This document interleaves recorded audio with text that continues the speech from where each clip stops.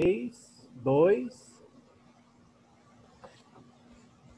Muito bem, quero cumprimentar a todos neste momento em que estamos nesta transmissão online, transmissão ao vivo, ou como se costuma dizer, usando aquela expressão em inglês, estamos numa live. Agradeço inicialmente à equipe da página EBD em questão, representada pelo pastor André Moreira, pelo convite para participar do Setembro Teológico, ou seja, temos aí o Setembro Amarelo, que tem uma outra finalidade, e aqui no EBD em questão, o nosso setembro é estarmos debruçados na teologia.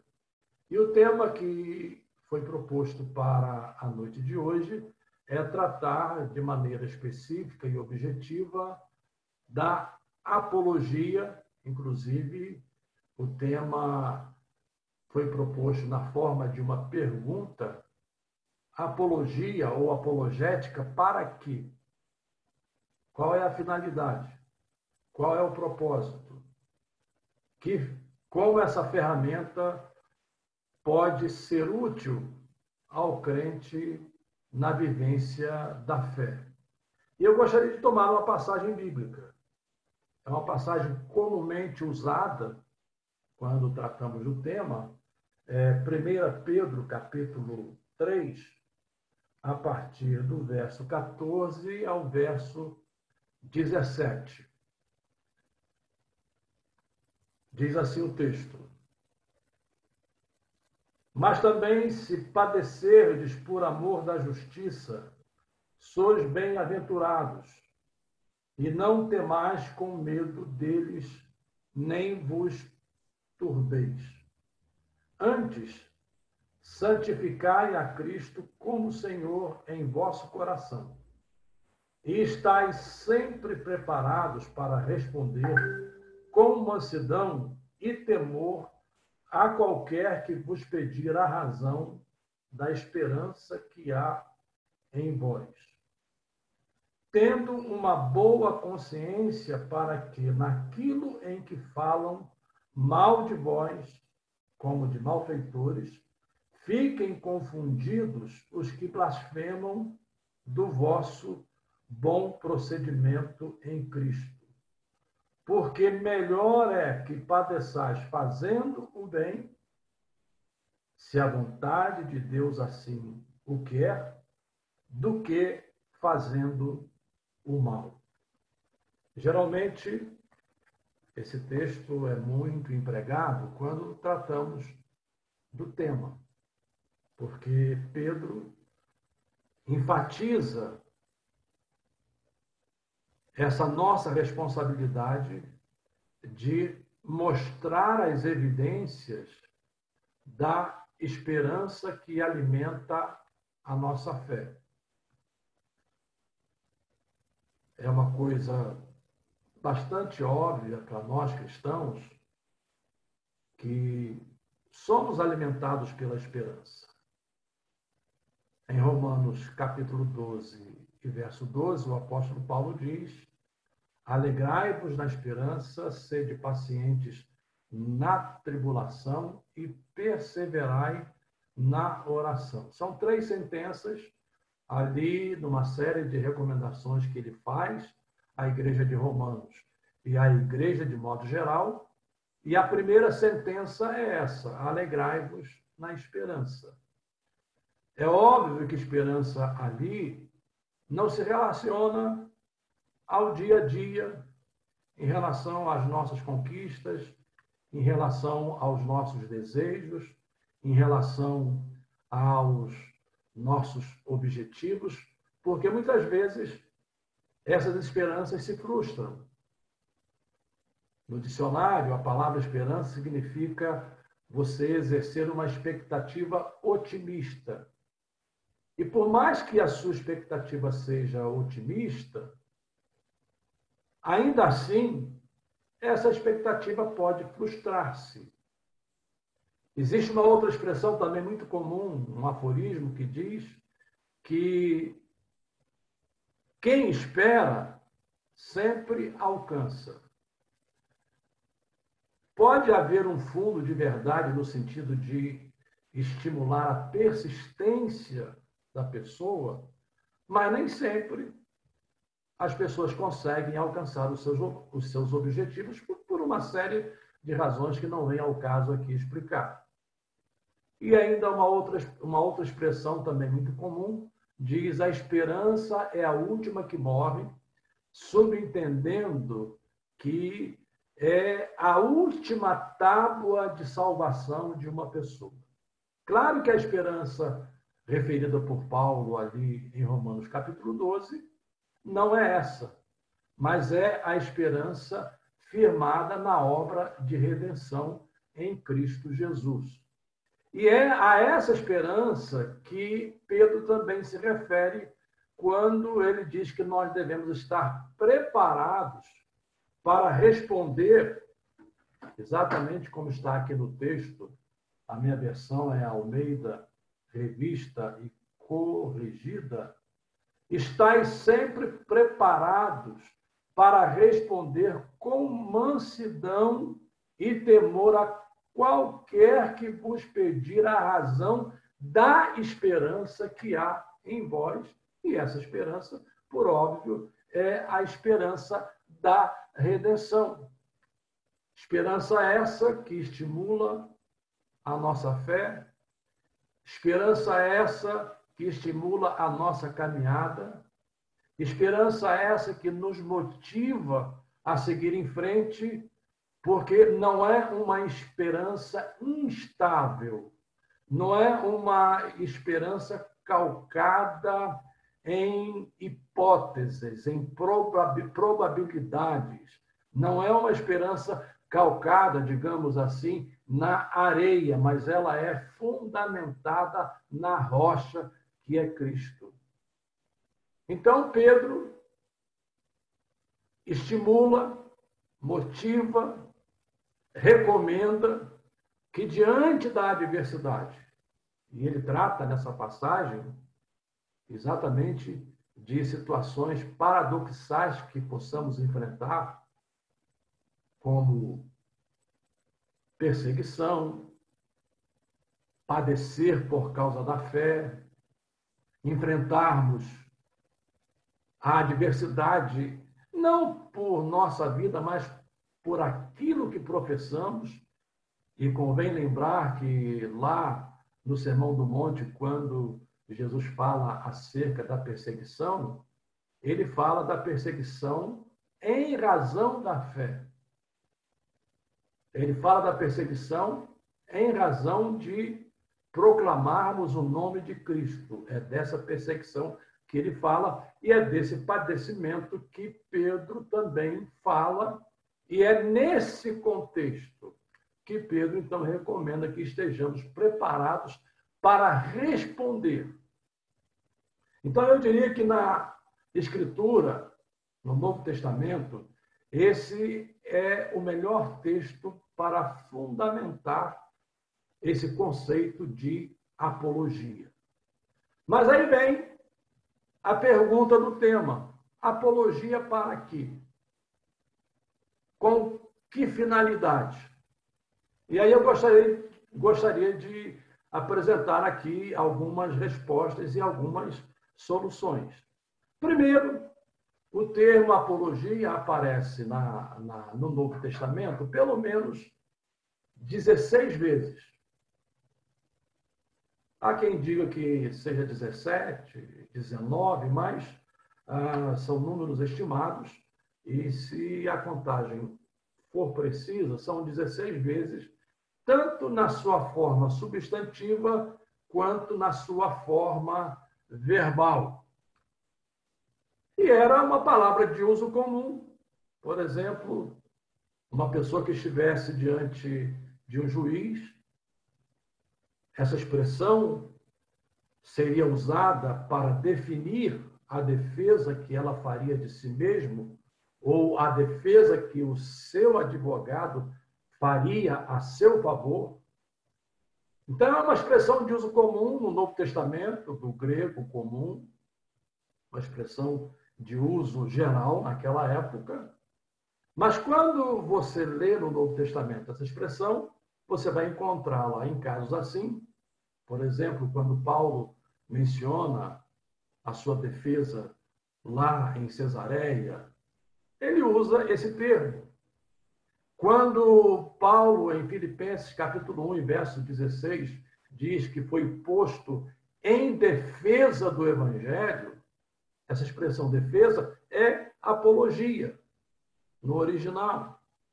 Então, quando falamos de apologia, nós não estamos falando de algo que tenha surgido ao longo do tempo, à medida que o cristianismo começou a enfrentar oposição e, em razão disso, tenha surgido essa necessidade. De forma alguma, a Bíblia, sobretudo o Novo Testamento, a Bíblia é um livro, por mais que o seu propósito não seja esse, a finalidade da Bíblia é contar a história da salvação, que começa em Gênesis e vai até o Apocalipse, e é muito interessante quando você consegue perceber esse fio ao longo da Escritura. Esse é o propósito primacial, esse é o propósito primordial da Escritura, mas, secundariamente, você encontra na Escritura defesas que são feitas acerca da crença que fundamenta a nossa fé. Então, a Bíblia é também um livro apologético. O Novo Testamento é também uma obra apologética.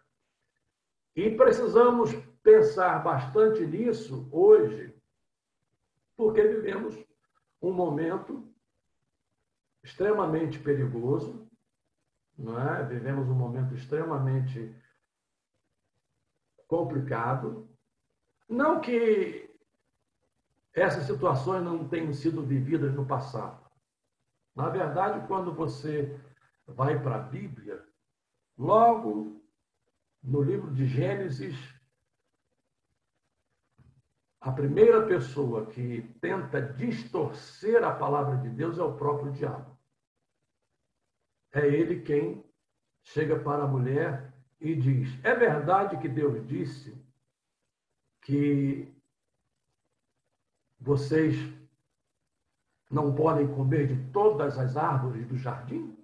Ou seja, ele torce já de forma ardilosa, de forma astuciosa, ele torce as palavras de Deus, a ordenança que Deus dera a Adão e, consequentemente, a sua esposa Eva. Então, esse processo de distorcer, de relativizar, ele não é novo. Ele vem desde o Éden. Mas hoje, na era em que vivemos, que se denominou chamar de era pós-moderna, e eu diria que nós estamos também numa espécie de era pós-cristã, a época em que vivemos é uma época de extrema fragmentação do conhecimento, é uma época de extrema capilarização da religiosidade, é uma época também de uso de forma extremada da subjetividade, e isso vem de conceitos extraídos de grandes pensadores, como Derrida, como Foucault e alguns outros, que conceituam da seguinte maneira: o texto, depois de escrito, o autor perde a autoridade sobre ele. E o texto passa a ter autonomia. Dito dessa forma, talvez as pessoas possam, eventualmente, não compreender. Mas a ideia desse conceito é que quem passa a ser o sujeito do texto, eu vou repetir, Sujeito, quando falamos de gramática, quando falamos de sintaxe, quando falamos de morfologia, sujeito é o agente. Sujeito é aquele que produz a ação.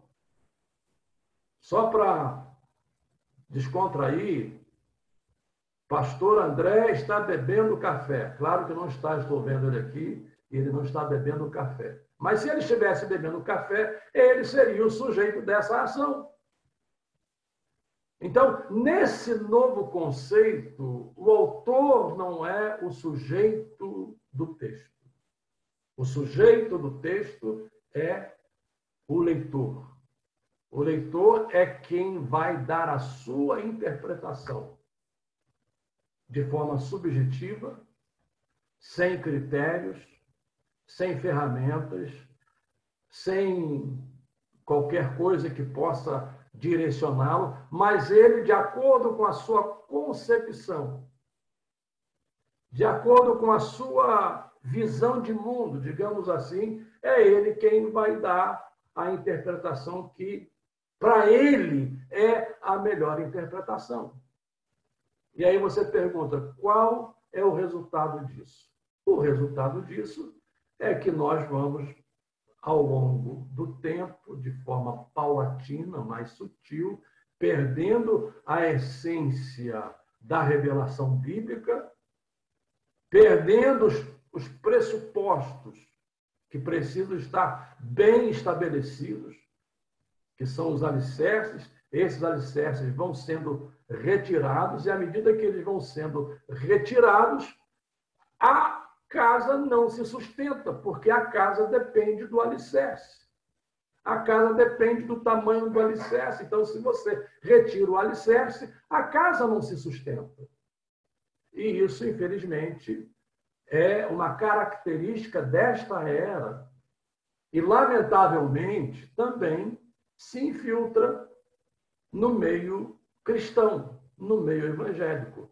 Além de já termos de lutar contra o liberalismo teológico, eu não vou me deter aqui em tratar disso e nem dessa subjetividade hermenêutica, se não mencioná-la, além de termos de lutar contra o liberalismo teológico, temos hoje também de lutar contra essa subjetividade hermenêutica em que põe o leitor como o sujeito do texto. É ele quem determina a interpretação. Para ilustrar um pouco melhor, deixe-me usar aqui um exemplo bastante fácil. Eu gosto muito de exemplos fáceis e que fiquem bem ao nível das pessoas de modo geral, mas que tanto um acadêmico entenda como uma pessoa comum entenda. Por exemplo, você compra um remédio. Por acaso, deixe-me ver aqui, por acaso, eu tenho aqui uma caixa de um multivitamínico que eu ganhei ontem de presente, e aqui dentro tem uma bula. Qual é a finalidade da bula? A bula tem algumas finalidades. A primeira delas é dizer exatamente quais são as propriedades do remédio e para que ele se aplica. Quais são as enfermidades ou os sintomas ou a doença para a qual aquele remédio é recomendado. E nessa receita vem ali os princípios ativos, a quantidade que existe em cada uma daquelas cápsulas. Ali vem também a descrição da forma como esse remédio deve ser tomado, as contraindicações, etc. E eu me lembro que há uns anos, creio que uns 10 anos, eu comprei uma medicação para minha esposa, e nessa medicação vinha lá a bula, e eu gosto muito de ler bula. E lá num dos pontos tinha uma frase pequena. Este remédio pode ser fatal. O que é que você entende por essa frase? Você é o sujeito da interpretação. Você vai entender essa frase no sentido metafórico? Você vai entender essa frase num sentido hiperbólico? De forma alguma. Aquela frase está ali para dizer que, eventualmente, ainda que de forma muito rara, aquele remédio pode provocar algum tipo de reação e essa reação levar à morte. Eu estou usando esse exemplo porque você não pode ler uma bula com esse senso de subjetividade. Você precisa ler a bula com o senso de objetividade. E essa é uma das maneiras pelas quais nós temos de nos aproximarmos da Bíblia. Ou seja, de forma objetiva. E buscar, ainda que nem sempre consigamos chegar, digamos, 100% na sua essência, mas buscar o significado pretendido pelo autor. É a primeira grande pergunta. Por que o autor pretendeu escrever esse texto? Qual a sua finalidade? Qual o propósito? Qual a razão levou o autor a escrever? E, a partir disso, então, buscar uma interpretação que se aproxime, se não de forma precisa, mas da forma mais próxima possível da intenção autoral, e, a partir daí, fazer a aplicação do texto para os dias de hoje, que não pode ser uma aplicação de acordo com o que eu penso, mas de acordo com o que o texto me oferece. É aquele conceito que Hernandes Dias Lopes, quando fala da pregação, ele diz, ler o texto, expor o texto e aplicar o texto. E por que eu estou dando essa volta toda? Estou dando essa volta toda porque isso é apologia. Isso é fazer defesa da fé. E eu faço essa digressão toda porque esse segmento que se infiltra hoje no meio cristão tenta dizer hoje que nós não precisamos mais de apologética. Tenta dizer que hoje nós não precisamos mais de apologistas a partir do momento em que essa fé experimental é subjetiva, essa interpretação é subjetiva, então eu não posso determinar aquilo que objetivamente a Escritura quer dizer. Isso é um fenômeno, por outro lado, daquilo que no mundo secular chamamos de tolerância religiosa. Tolerância religiosa, eles querem de maneira que isso dê liberdade a eles de vivenciarem a sua fé. Mas quando se trata da nossa liberdade, eles tentam usar essa tal de tolerância religiosa para inibir a nossa expressão de fé, para inibir o nosso direito de manifestar a nossa crença. Ou seja, tenta-se trazer para o meio evangélico, para o meio cristão, esse mesmo tipo de comportamento. Não precisamos de apologistas. Não precisamos de apologética. E a partir do momento que não se precisa de apologia e que não se precisa de apologética, então também não se precisa da Escritura. A partir do momento em que se lê a Escritura de forma subjetiva, então vivemos esse conceito de Bauman, que é o conceito da sociedade líquida, os conceitos não se cristalizam, os conceitos não se formam, os conceitos não se consolidam, eles vêm, passam e novos conceitos vão surgindo, e você vive aí numa sociedade instável, onde a gente não sabe exatamente o que é uma coisa, o que é aquela outra coisa, o que isso significa, o que aquilo significa, porque isso depende da minha subjetividade, depende da minha interpretação. Então, é nesse ponto que entra a apologética. Nós não podemos abrir mão dela. Nós não podemos, de maneira nenhuma, a nos excusarmos e aceitarmos a ficar de costas para a parede numa atitude, não é de defesa, mas numa atitude de medo. Numa atitude de medo, e convém aqui até me reportar ao que Pedro escreveu, quando ele diz aqui no verso 14, mas também se padecerdes por amor da justiça, sois bem-aventurados. E não temais com medo deles, nem vos turbeis. Mas hoje nós ficamos temerosos por causa do politicamente correto. Ficamos temerosos porque existem pensamentos que não sustentam esse conceito da objetividade dentro do nosso meio, de irmãos nossos, de acadêmicos que estão entre nós, mas que seguem hoje uma outra linha, e a gente, para não querer ferir, entre aspas, não querer ir para o embate, então a gente fica numa posição de deixa estar para ver como é que fica. E eu diria que essa posição não é a mais recomendada para quem serve a Deus e para quem tem os seus fundamentos arraigados na Escritura. E aí eu volto ao que eu disse no início. Primeiro, o Novo Testamento é uma obra apologética.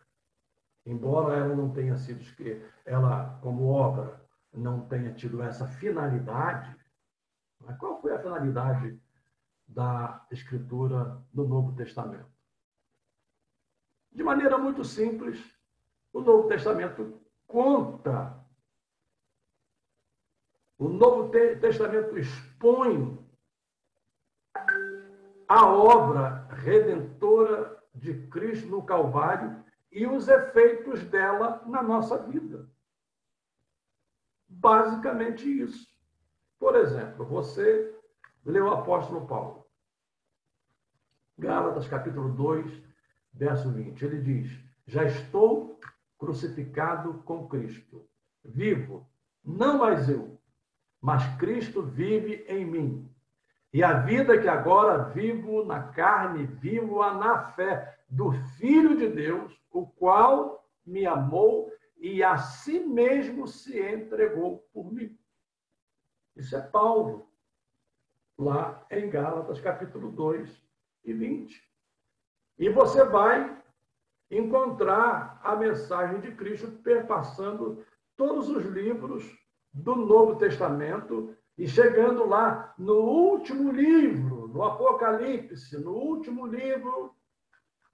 Esse meu exemplar da Bíblia, ele tem também um exemplar da harpa cristã, então deixe-me deixar a harpa aqui de lado e ir para o último livro, Apocalipse, capítulo 22. Capítulo 22. Bem aqui no final, o apóstolo João escreve, no verso de número 20, aquele que testifica estas coisas diz. E eu fico tão empolgado com isso aqui que eu repito. Aquele que testifica estas coisas diz, certamente cedo venho. Amém. Ora vem, Senhor Jesus. E termina com uma bênção pastoral, que é o verso 21. A graça de nosso Senhor Jesus Cristo seja com todos vós. Amém. Então, o Novo Testamento se propõe a apresentar a mensagem de esperança em Cristo, e nós somos recomendados por Pedro a apresentar as razões da nossa esperança, e temos de entender que, ainda que secundariamente, o Novo Testamento é uma obra apologética. Ela faz a defesa, É como aquele título daquela obra de Josh McDowell, Evidências, falando da ressurreição de Cristo, evidências que exigem um veredicto. Quando lutar entre aspas, quando combatemos a teologia liberal, alguns pontos da teologia liberal é que eles não creem no nascimento virginal de Cristo, eles não creem na ressurreição de Cristo, eles não creem na Bíblia como a palavra de Deus. Para eles, os teólogos liberais, a Bíblia contém mitos, por exemplo, os capítulos de 1 a 11 de Gênesis são narrativas mitológicas. O Cristo dos evangelhos é, no máximo, um Cristo histórico construído segundo as camadas narrativas das comunidades cristãs posteriores. Esses são os argumentos que eles usam. Isso aí já são argumentos antigos, mas que estão aí nas cátedras dos nossos seminários. Quando eu digo nossos, eu não estou falando de seminário católico, eu estou falando de seminários evangélicos.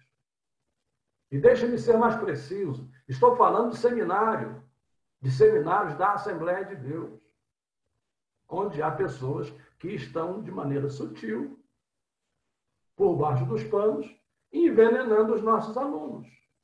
Então, nós precisamos fazer a defesa. Aí você olha, por exemplo, vamos pensar aqui em Lucas.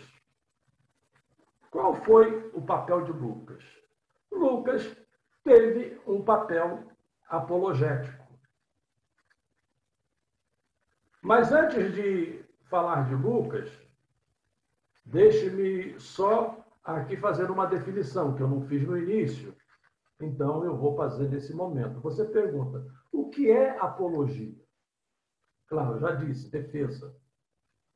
Mas defesa de que forma? O termo no original, o vocábulo no original, ele traz a ideia de você fazer a defesa de forma lógica, de forma consistente, de forma articulada, seja de maneira oral, seja de maneira escrita. Ou seja, não é simplesmente você defender, mas é defender com lógica, é defender com consistência, é defender de maneira articulada, é defender de maneira coerente, de modo que eles até possam não aceitar. Mas a sua defesa, e Pedro deixa isso claro, quando diz que eles podem blasfemar de Cristo, ainda que apresentemos as razões da nossa fé, da nossa esperança, eles podem até não aceitar. Mas o nosso papel é fazer uma defesa consistente, coerente, lógica, articulada, e esse é o sentido da palavra. Aí, quando você vai para Lucas, por exemplo, lá no primeiro capítulo, só para a gente ilustrar e você entender o sentido da apologética. Logo no capítulo 1, dizem os eruditos que Lucas e Atos são 2 volumes de uma mesma obra, que eles teriam sido escritos propositalmente por Lucas dessa forma. Então, Atos seria a continuidade de Lucas. No capítulo 1, diz Lucas, tendo, pois, muitos empreendidos por em ordem a narração dos fatos que entre nós se cumpriram. Então, você começa a perceber uma coisa. Nessa defesa que Lucas pretende fazer da pessoa de Jesus Cristo e da própria igreja. Ele menciona aqui que muitos empreenderam, tomaram a iniciativa de pôr em ordem a narração dos fatos que sucederam entre eles. Então, houve várias outras tentativas. É interessante você começar por aqui, porque às vezes as pessoas pensam que os evangelhos, de repente, alguém resolveu, pegou uma pena e resolveu escrever uma obra fictícia, e o que temos hoje é meramente uma obra fictícia. Então, o texto já começa dizendo que outras pessoas, sem indicar os nomes, mas outras pessoas já tinham proposto em seus corações escrever, pôr em ordem.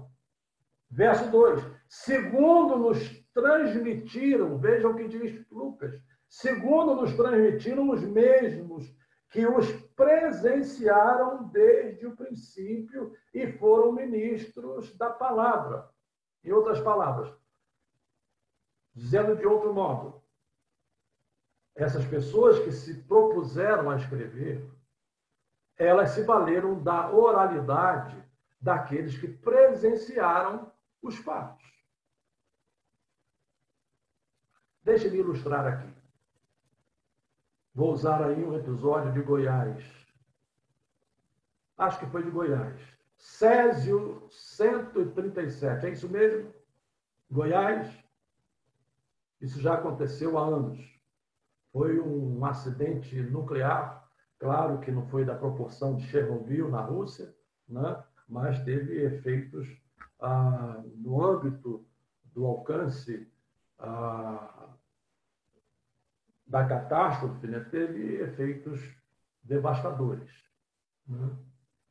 Isso já aconteceu há 10 anos. Mas digamos que eu quisesse hoje escrever sobre isso. O que é que eu teria de fazer? Eu teria de buscar as fontes. Tanto as fontes escritas, ou seja, que registraram o evento, o episódio. Eu teria de me valer das fontes orais, da oralidade daquelas pessoas que presenciaram, eventualmente elas não escreveram nada, mas elas presenciaram. E ao presenciarem, cada uma delas conseguiu captar um dado que eventualmente a outra não captou. Então, juntando os cacos aqui e ali, eu vou conseguir montar uma história. E é exatamente isso que Lucas diz aqui. Segundo nos transmitiram os mesmos que os presenciaram desde o princípio e foram ministros da palavra. Ponto. Então, ele se reporta àqueles que fizeram essa tentativa. Para justificar a sua tentativa. No verso 3, aí ele responde: pareceu-me também a mim conveniente descrevê-los a ti. E aí menciona um personagem que eu não pretendo aqui discutir quem era ele, porque esse não é o meu propósito. Pareceu-me também a mim conveniente descrevê-los a ti, ó excelentíssimo Teófilo, por sua ordem, ou seja, de maneira organizada, de maneira metodológica, de maneira articulada, por sua ordem, havendo-me. Eu chamo a atenção para essa parte. E eu não estou lendo isso aqui de maneira subjetiva, estou lendo de maneira objetiva.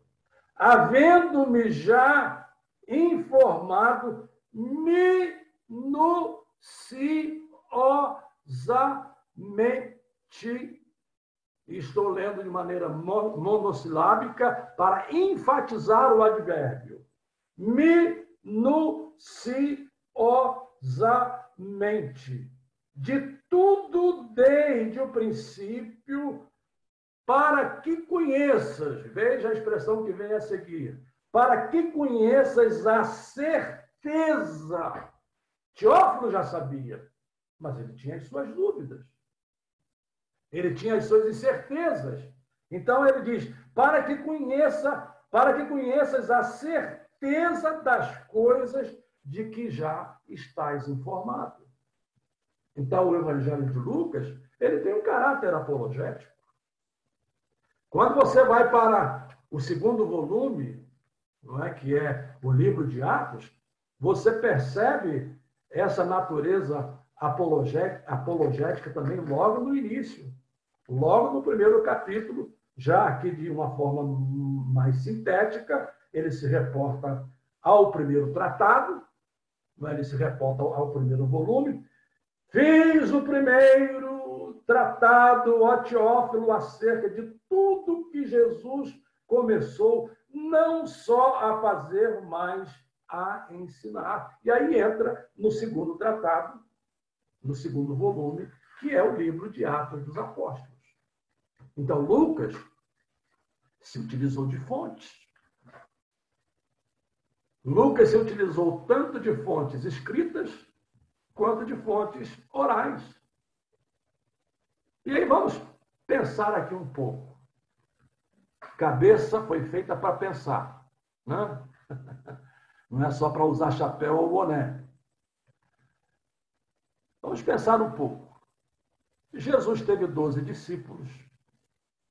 Depois, a Bíblia fala de 70 discípulos que foram escolhidos para uma missão especial, singular. Jesus falou com pessoas em particular, ou seja, numa relação pessoal. Eu poderia citar aqui a mulher samaritana, eu poderia citar aqui Nicodemos, eu poderia citar aqui o próprio Zaqueu, não é? Jesus teve com essas pessoas diálogos pessoais, particulares.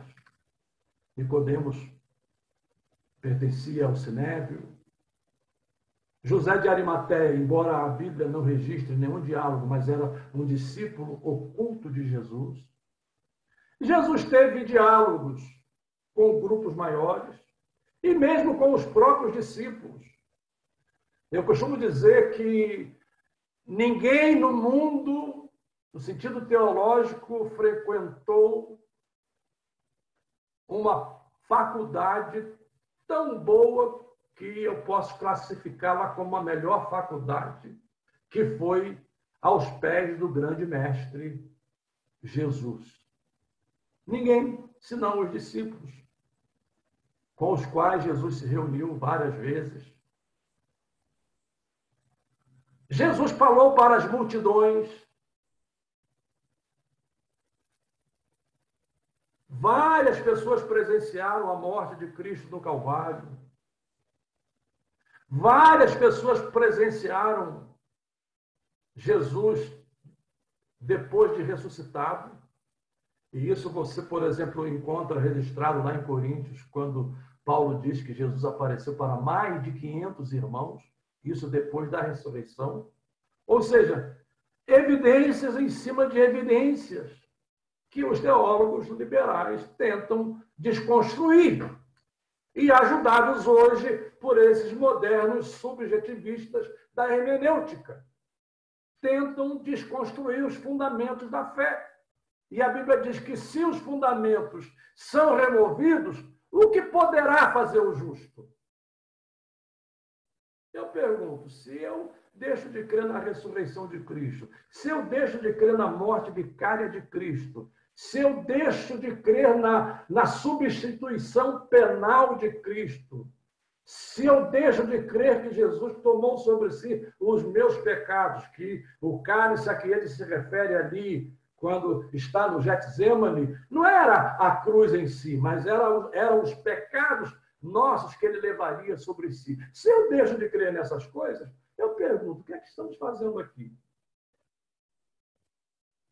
Estamos perdendo o nosso tempo. Vamos jogar bola, vamos para a boate, vamos para o cinema. Vamos fazer como aquele rico, come, bebe, folga. Porque não faz sentido. Os fundamentos foram removidos. E eu até me pergunto por que esses teólogos fazem nos púlpitos, não é? Como é que eles conseguem pregar?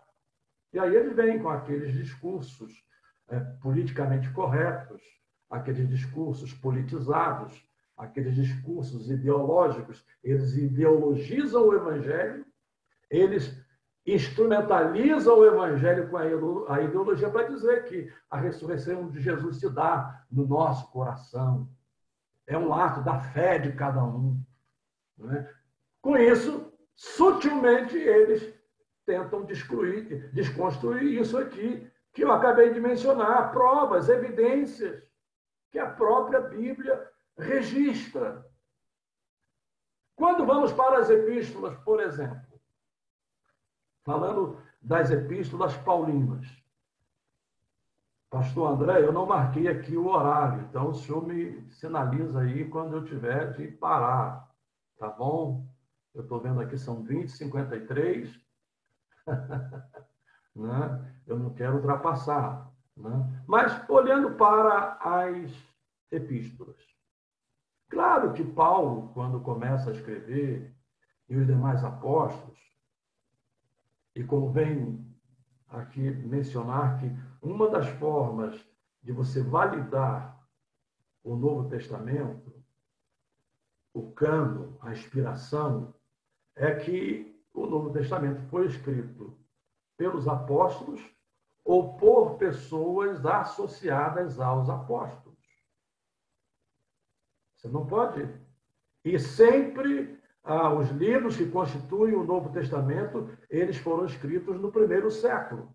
Não há nenhum livro escrito posteriormente que tenha sido agregado ao cânon do Novo Testamento. Então, você tem Paulo, você tem Pedro, você tem Tiago, você tem João, você tem Mateus, apóstolos. Aí você tem Marcos, você tem Lucas, não eram apóstolos, mas eram associados. Marcos era companheiro tanto de Pedro quanto de Paulo. Lucas era companheiro de Paulo. Mais da metade do livro de Atos é escrito com o próprio Lucas se incluindo na narrativa, participando daqueles eventos, de modo que ele foi testemunha daqueles eventos. Ou seja, nós não estamos lidando com uma obra ficcional, mas estamos lidando com uma obra escrita por pessoas que estavam próximas dos acontecimentos em termos cronológicos, no tempo, não é? Próximas aos acontecimentos, de modo que quando Paulo, Pedro, João, Tiago começam a escrever, eles escrevem à luz do que vivenciaram, no caso daqueles que estiveram com Cristo, e no caso de Paulo, à luz do encontro pessoal que ele teve lá no caminho de Damasco e, consequentemente, à luz do que ele recebeu através dos outros apóstolos, porque ele foi recebido pelos outros apóstolos que estenderam a ele a destra de comunhão e ele foi considerado um apóstolo enviado aos gentios. Então, Paulo começa a escrever Romanos, temos 1 e 2 Coríntios, Gálatas, Efésios, etc. Filipenses, Colossenses, 1 Tessalonicenses, 2 Tessalonicenses, e vai por aí fora. Né? Quais as razões que levaram Paulo a escrever? Estou me referindo só a ele como exemplo. Né? Primeiro, Jesus expôs a sua doutrina. Você não tem nada registrado que Jesus tenha escrito. Tudo o que Jesus disse foi registrado nos evangelhos. Mateus, Marcos, Lucas e João. João, apóstolo, Mateus, apóstolo, Marcos, companheiro de Pedro e Paulo, e Lucas, companheiro de Paulo. Lucas eu mencionei, em cima de um minucioso trabalho de pesquisa, né? De maneira metodológica.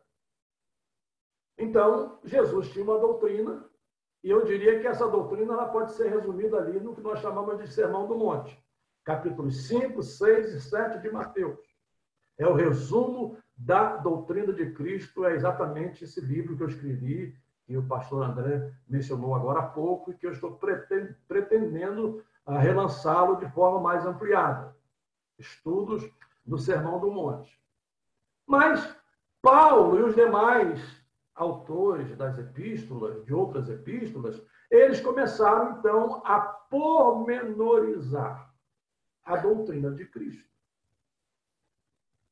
a argumentar, a defender, a fazer de maneira metódica, articulada. E deixe-me dizer aqui, não é fácil você ler o apóstolo Paulo, mesmo em nossa Bíblia traduzida. Por quê? Porque os recursos literários que ele usa são de um nível extremamente elevado. E, às vezes, acontece, por exemplo, de ele vem escrevendo sobre um assunto, de repente ele interrompe aqui e faz uma enorme digressão para chegar cá embaixo e retomar, e você, se não tiver cuidado, você se perde. Né? Você se perde. E sejamos aqui honestos, né? O nosso mundo ocidental, ele, nessa área da oratória, sofreu a influência do mundo helênico. Então, nós apreciamos muito aquela oratória vibrante, aquela oratória efervescente, aquela oratória do júri, do advogado que tenta convencer mais pela retórica do que pelos argumentos. Né? Essa era a oratória grega, de Apolo. Enquanto Paulo vem de uma cultura, a cultura judaica, onde a primazia era para o diálogo, para a conversa, para você estar ali na sinagoga, não de pé, lia-se a Bíblia de pé, mas quando se ia expor a Bíblia, se expunha a Bíblia assentado, numa conversa, num diálogo. E mesmo Paulo diz que ele era rude em palavras. Ele diz isso lá aos Coríntios.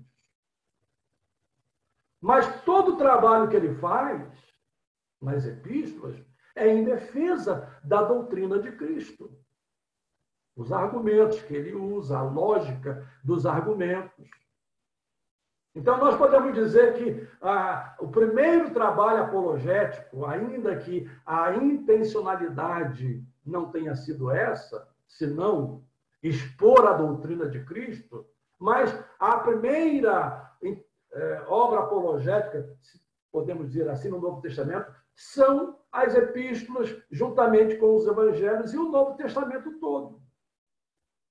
Eles são obras apologéticas de defesa da fé. E aí, vamos avançando, né? Porque aí terminamos com o Novo Testamento. E quando falamos do Novo Testamento, estamos falando de livros canônicos.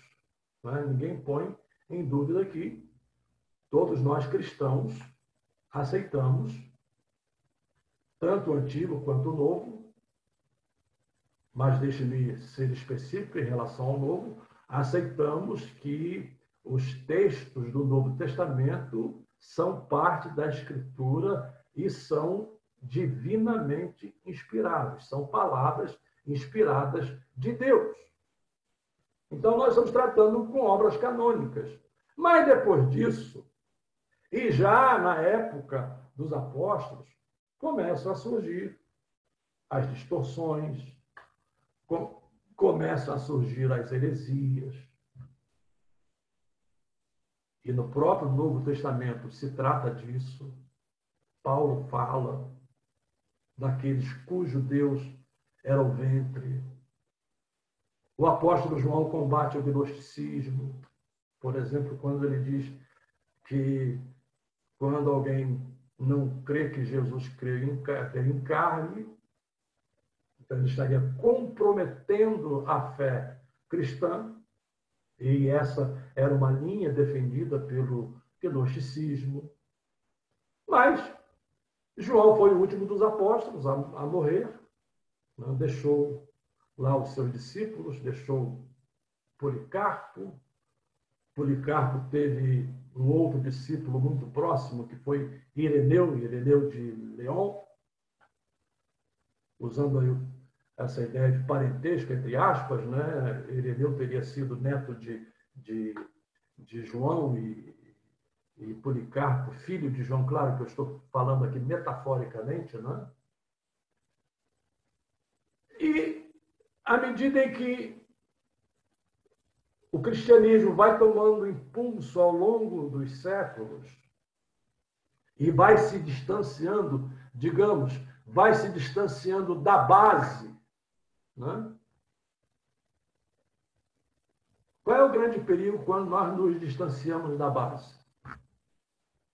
Vamos seguindo a trilha, mas a base ficou lá longe e nós não cuidamos para estabelecer na trilha uma sequência correspondente à base.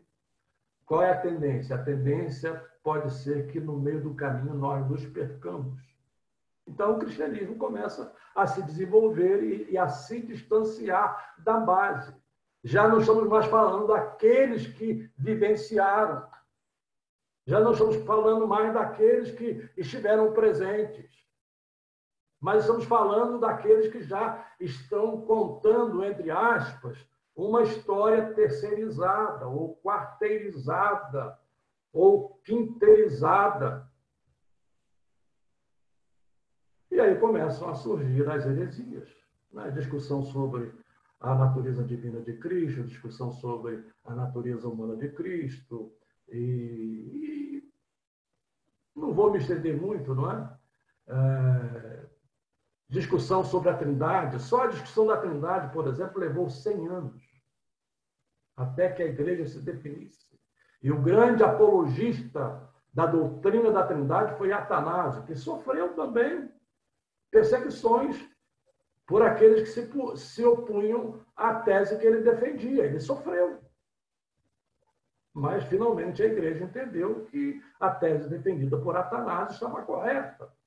Né? Então, nos primeiros séculos, surgem o que nós chamamos de apologistas. Eu poderia falar de Justino, poderia falar de Anselmo, poderia falar de Ireneu, mais tardiamente poderia falar de Agostinho, né? E citar tantos outros nomes que foram pessoas levantadas para fazer a defesa da fé. Fazer a defesa da fé. E aqui nós temos um ponto interessante. Você pode ler isso naquela obra de Roger Olson, por exemplo, o desenvolvimento das controvérsias da doutrina cristã. É em razão disso que hoje nós temos as doutrinas cristãs consolidadas, cristalizadas, bem fundamentadas, porque houve alguém lá atrás que cuidou de fazer a defesa, que cuidou de fazer a apologia, que cuidou de preservar, digamos assim, preservar a doutrina guardada em vasos de barro, sim, mas em vasos que foram preservados pelo poder do Espírito Santo. Então, nós devemos isso hoje a essas pessoas, né, que foram apologetas ao longo da história. E é isso que nós precisamos resgatar hoje. Sair um pouco dessa discussão, com todo respeito, acadêmica. Sair um pouco dessa discussão em que as pessoas estão discutindo mais no sentido de ver quem ganha o debate. É uma discussão para a plateia, né? Quem ganha o debate. Mas vir para a arena para fazer a defesa dos fundamentos da nossa fé, dos fundamentos que sustentam a nossa fé. É isso que Pedro recomenda quando ele diz, né? Volto para Pedro. E ele diz, estai preparados. O que significa estar preparado? Não sei se há militares aqui que estejam acompanhando a nossa transmissão ao vivo, mas você não sai para a guerra sem preparo. Quando você entra para servir, quando você vai para as agulhas negras, para a academia militar, você passa por um processo de aprendizado. A doutrina da guerra,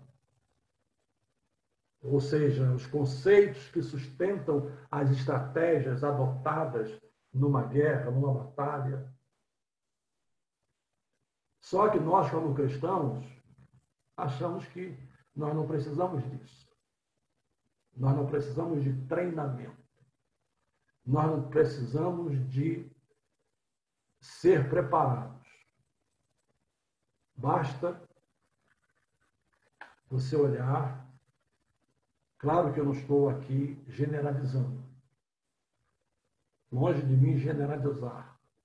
Mas basta você olhar a frequência dos nossos cultos de ensino e a frequência das nossas escolas bíblicas dominicais.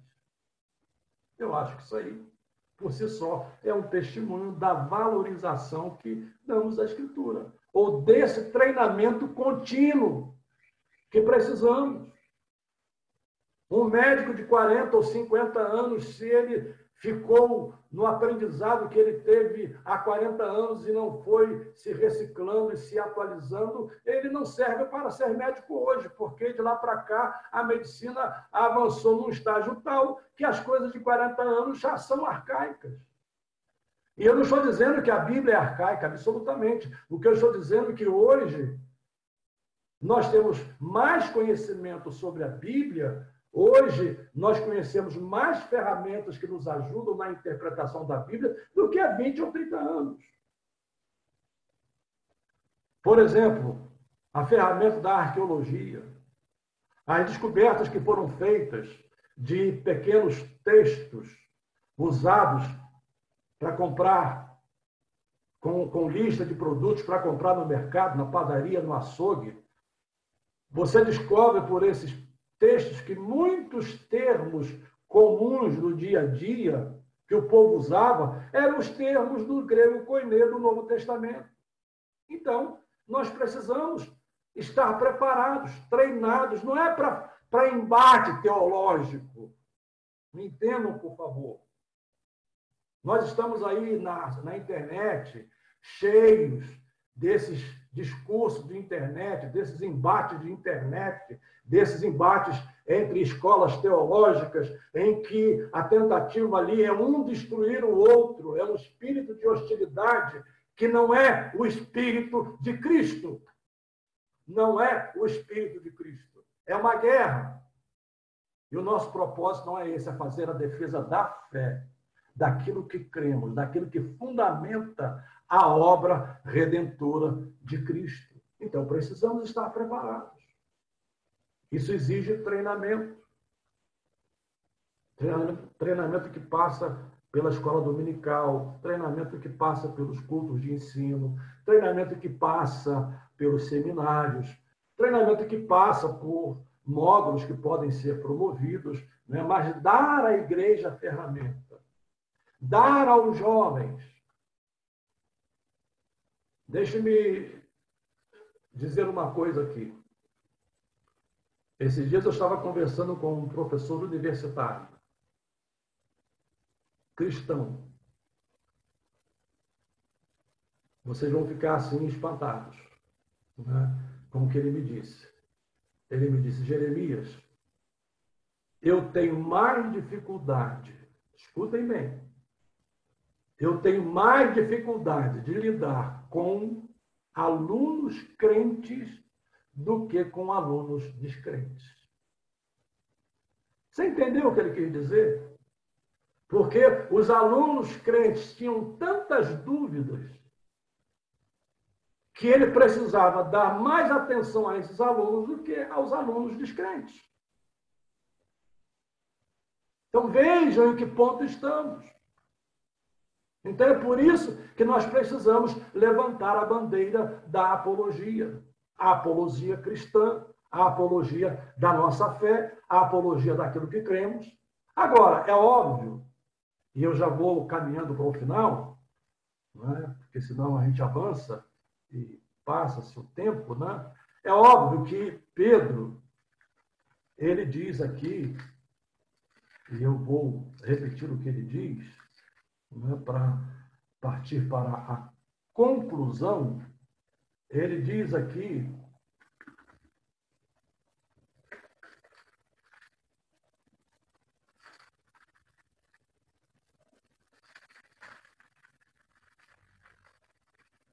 Vamos localizar o texto.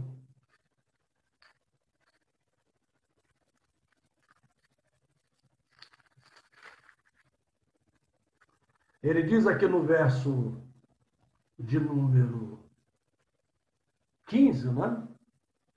Capítulo 3, e o verso de número 15. Tendo, primeiro, uma boa consciência. O que é boa consciência? Uma consciência clarificada, uma consciência cristalizada, uma consciência madura. Uma consciência madura. Para quê? Naquilo em que falam mal de vós.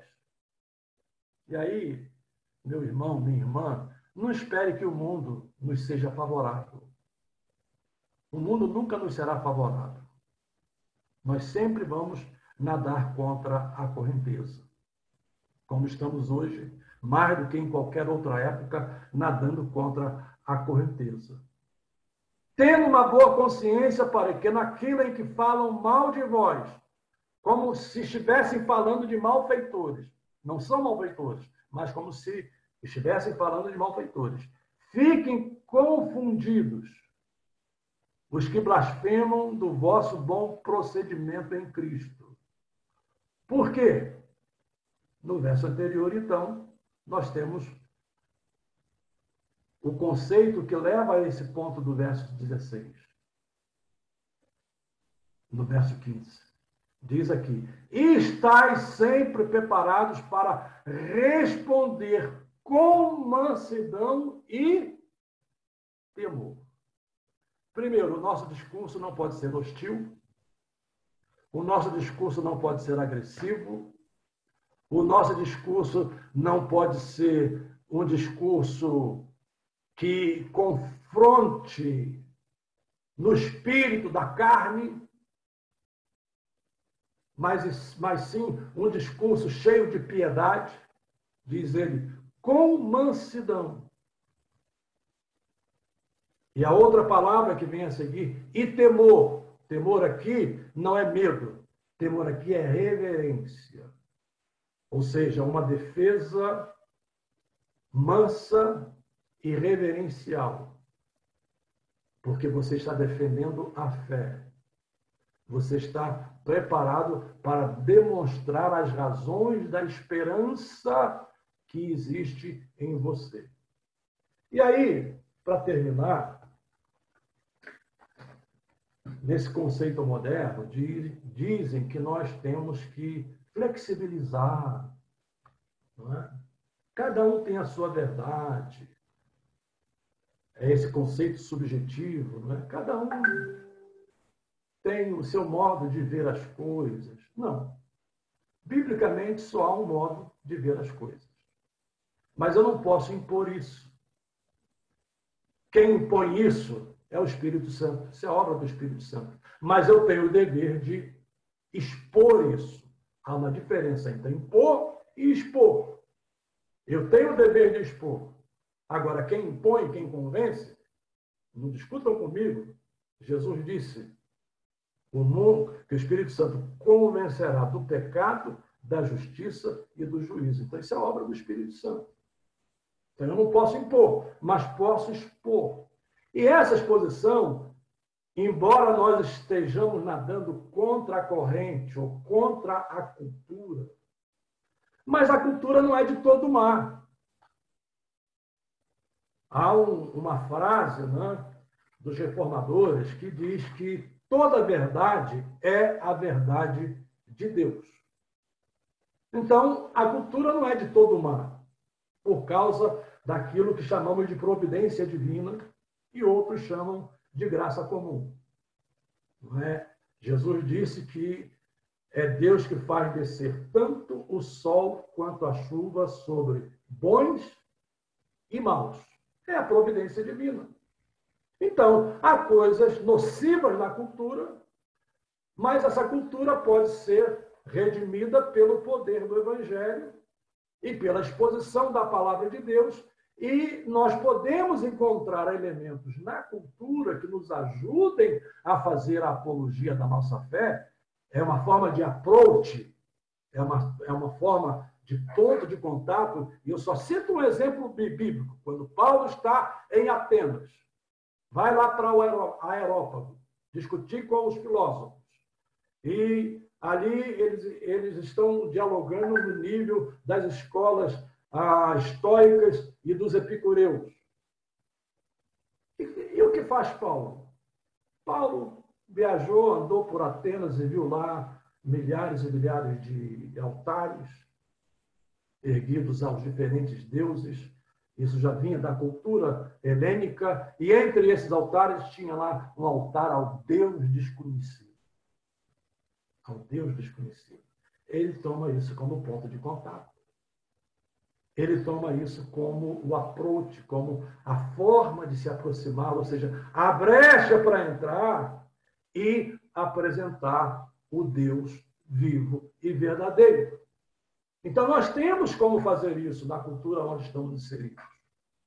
Ainda mais nessa cultura em que as pessoas buscam a religiosidade das mais diferentes formas. Nós temos, mas precisamos, primeiro, estar preparados, estar conscientes da nossa tarefa, ter espírito de mansidão, ter espírito de reverência, não sermos hostis e, por último, mas não que esteja em último lugar, precisamos estar revestidos pelo poder do Espírito Santo, para que não seja obra nossa, para que não seja obra da carne, mas seja obra realizada pelo poder do Espírito Santo. Mas nós somos os instrumentos para essa época, para fazer essa defesa. Sair dessa trincheira, dessa guerra teológica que não traz nenhum bem ao reino de Deus, e ir para a trincheira de mostrar os fundamentos da fé que pregamos, da fé que anunciamos.